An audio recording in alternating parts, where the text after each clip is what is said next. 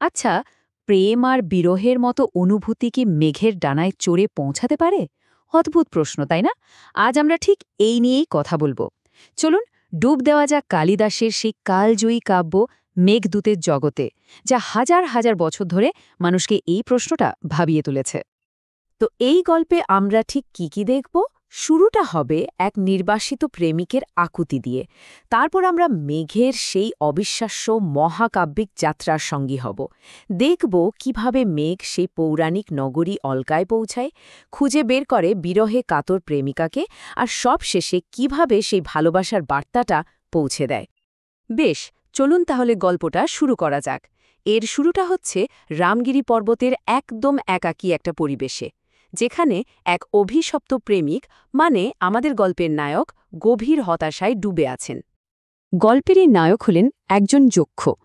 যক্ষ মানে এক ধরনের পৌরাণিক আত্মা, যারা দেবতাদের ধনসম্পদ রক্ষা করে। কিন্তু ছোট্ট একটা ভুলের জন্য দেখুন কি হলো।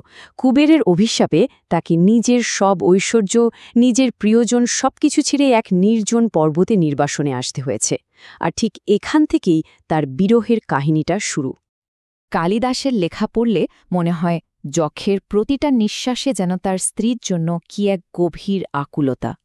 এই যে কষ্ট, এই যে বিরহ, এটা তার মনকে এমনভাবে গ্রাস করেছে যে গল্পের শুরুতেই আমরা এর আবেগটা পুরোপুরি অনুভব করতে পারি। আর এই গভীর হতাশার মধ্যেই হঠাৎ একটা ঘটনা ঘটে। উত্তর দিকে ভেসে যাচ্ছে এক বিশাল বর্ষার মেঘ। আর সেই মেঘ দেখেই যক্ষের মনে যেন একটা আশার আলো জ্বলে ওঠে। কে জানত এই মেঘটাই হয়তো তার মুক্তির পথ হয়ে দাঁড়াবে। ভাবা যায় পরের মুহূর্তে যক্ষ কি করে। সে একটা জড় পদার্থ, একটা মেঘকে অনুরোধ করে তার দূত হওয়ার জন্য। হ্যাঁ, ঠিকই শুনছেন। সে মেঘকে মিনতি করে বলে তার ভালোবাসা আর আশার বার্তাটা যেন সে নিয়ে যায় পৌরাণিক শহর অলকায়, যেখানে তার স্ত্রী অপেক্ষায় আছে। যক্ষের এই অদ্ভুত অবিশ্বাস্য অনুরোধের মধ্যেই কিন্তু শুরু হয়ে যায় মেঘের সেই মহাকাব্যিক যাত্রা। আর এই যাত্রাপথে আমরাও যেন আকাশ থেকে প্রাচীন ভারতের এক অসাধারণ ছবি দেখতে পাব। দেখুন, যক্ষ কিন্তু শুধু মেঘকে বলেনি ওইদিকে যাও, না, সে মেঘকে পুরো যাত্রাপথের একটা জীবন্ত বর্ণনা দেয়। তার কথা শুনলে মনে হবে যেন প্রাচীন ভারতের নদী, শহর, পাহাড় সব চোখের সামনে ভেসে উঠছে। এই বর্ণনাটাই মেঘের যাত্রাকে আরও অনেক বেশি কাব্যিক করে তুলেছে। যেমন ধরুন, যক্ষ মেঘকে বলছে উজ্জয়িনীর মহাকাল মন্দিরের ওপর দিয়ে যেতে, তারপর একেবারে হিমালয়ের বরফে ঢাকা চূড়া ছুঁয়ে যেতে। তার বর্ণনার প্রত্যেকটা জায়গা এতটাই জীবন্ত হয়ে ওঠে যে সত্যি এটা কালিদাসের কাব্যিক প্রতিভার এক অসাধারণ উদাহরণ। তো নদী, পাহাড়, শহর সবকিছু পেরিয়ে মেঘ অবশেষে তার লম্বা যাত্রার শেষে গন্তব্যে পৌঁছায়। আর সেই গন্তব্য হল স্বর্ণালী অলকা নগরী। কিন্তু এই অলকা নগরী কোনো সাধারণ শহর নয়, একদমই না। এটা হলো কুবেরের সেই কিংবদন্তির শহর, যেখানে ঐশ্বর্য আর সৌন্দর্য যেন মিলেমিশে একাকার হয়ে গেছে। এখানকার জাঁকজমক সত্যি বলতে আমাদের কল্পনারও বাইরে। কালিদাস যেভাবে এই শহরের বর্ণনা দিয়েছেন তা শুনলে অবাক হতে হয়।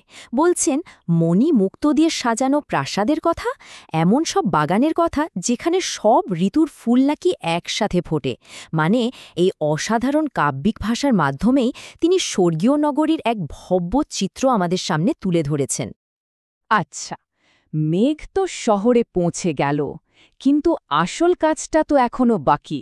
এই এত জাঁকজমক, এত চাকচিক্যের মধ্যে তাকে এখন সেই একজন বিশেষ মানুষকে খুঁজে বের করতে হবে, যার জন্য এত লম্বা পথ পাড়ি দেওয়া। তো কি হবে এখন? 1 বছরেরও বেশি সময় কেটে গেছে। যক্ষের বাড়িতে মেঘ ঠিক কী দেখতে পাবে? অবশেষে মেঘ যখন বাড়িটা খুঁজে পায় আর যক্ষের স্ত্রীকে দেখতে পায়, তখনই আমরা এই কাব্যের সবচেয়ে আবেগঘন মুহূর্তটার মুখোমুখি হই। মেঘ তাকে যে অবস্থায় দেখতে পায় তা সত্যিই খুব মর্মস্পর্শী। সে দেখছে যক্ষের স্ত্রী তার স্বামীর বিরহে একেবারে ভেঙে পড়েছে, শোকে কাতর হয়ে আছে। তার প্রত্যেকটা কাজে, প্রত্যেকটা মুহূর্তে প্রিয়জনের না থাকার কষ্টটা যেন স্পষ্ট ফুটে উঠছে। কি করছে সে? দিন গুনছে কখন তার স্বামী ফিরবে, বিনাতেও বাজাচ্ছে বিষণ্ণ সুর। এমনকি তার পোষা পাখির সাথে পুরনো দিনের স্মৃতির কথা বলছে। এই সব কিছু থেকেই বোঝা যায় তার ভালোবাসাটা চক্ষের ভালোবাসার চেয়ে কোনো অংশে কম নয়, আর তার কষ্টটাও ঠিক ততটাই গভীর। আর ঠিক তখনই মেঘের সেই আসল কাজটা করার মুহূর্ত এসে যায়, সে গুরুত্বপূর্ণ বার্তাটা পৌঁছে দেওয়ার সময়, যেটার জন্য এত দীর্ঘ পথ পাড়ি দিয়ে আসা। কি ছিল সেই বার্তায়? মূলত 3টে কথা। প্রথমটা হলো আশ্বাস যে আমি বেঁচে আছি আর তোমার চিন্তাই আমাকে বাঁচিয়ে রেখেছে। দ্বিতীয়টা হলো অবিচল ভালোবাসার কথা, আমাদের এই দূরত্বে ভালোবাসা আরও গভীর হয়েছে। আর সব শেষে সবচেয়ে জরুরি যেটা, সেটা হলো আশা, আমাদের অভিশাপ একদিন শেষ হবে, আমরা আবার এক হব। যক্ষ কিন্তু মেঘকে এটাও বলে দেয় যেন খুব আলতো করে, খুব সাবধানে কথাগুলো বলা হয়, যাতে সে চমকে না যায়। আসলে এটা তো শুধু একটা বার্তাই নয়, তাই না? এটা হলো আশার এক শক্তিশালী প্রকাশ। এই অনুভূতিটা হয়তো অনেকের কাছেই খুব পরিচিত, যারা প্রিয়জনের থেকে দূরে থেকেছেন আর শুধু মিলিত হওয়ার দিনের অপেক্ষায় থেকেছেন। আর এখানেই গল্পটার সবচেয়ে সুন্দর দিকটা। গল্পটা কিন্তু তাদের দেখা হওয়া দিয়ে শেষ হয় না, শেষ হয় সেই দেখা হওয়ার প্রতিশ্রুতি দিয়ে। এই যে অনিশ্চয়তার মধ্যে আশা নিয়ে বেঁচে থাকা, এই কষ্ট আর ভালো লাগার মিশ্রণ অনুভূতিটাই হয়তো মেঘদূতকে এত কালজয়ী করে তুলেছে। তো এই প্রাচীন গল্পটা শেষ পর্যন্ত আমাদের একটা খুব সহজ কিন্তু গভীর প্রশ্নের সামনে দাঁড় করিয়ে দেয়। আচ্ছা, যদি সত্যি মেঘের মাধ্যমে কোনো বার্তা পাঠানোর সুযোগ থাকত, তাহলে সেই বার্তায় প্রিয়জনের জন্য কি লেখা থাকত? এই একটা প্রশ্নই যেন হাজার বছরের পুরনো এই গল্পটাকে আমাদের নিজেদের জীবন আর সম্পর্কের সাথে জুড়ে দেয়।